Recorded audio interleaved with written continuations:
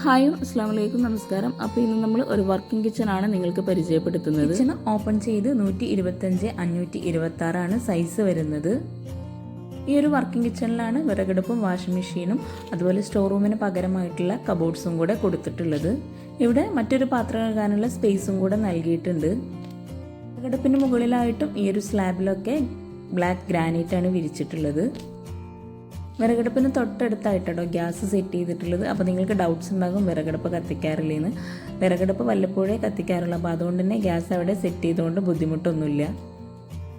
Working കിച്ചണിലെ വോളിൽ മുഴുവനായിട്ടും white കളറിൽ grey lines കൊടുത്തിട്ടുള്ള ടൈലാണ് വിരിച്ചിട്ടുള്ളത്. വിറകടുപ്പിന് ഓപ്പോസിറ്റ് സൈഡിലായിട്ടാണ് സ്റ്റോറേജ് യൂണിറ്റ് നൽകിയിട്ടുള്ളത്.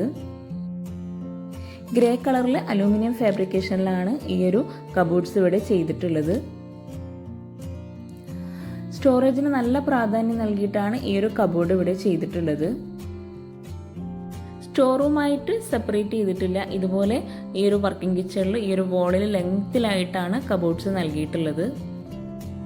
ഈ ഒരു വർക്കിംഗ് കിച്ചൻ്റെ ഫുൾ വീഡിയോ ഹോം ടൂർ താഴെ ഡിസ്ക്രിപ്ഷൻ ബോക്സിൽ ലിങ്ക് കൊടുക്കുന്നുണ്ട്, അപ്പോൾ അതും കൂടെ ഒന്ന് വാച്ച് ചെയ്യാം കേട്ടോ. വർക്കിംഗ് കിച്ചണിൽ നിന്നും ബാക്ക് സൈഡോട്ടുള്ള ഡോറ് ഇവിടെയാണ് വന്നിട്ടുള്ളത്.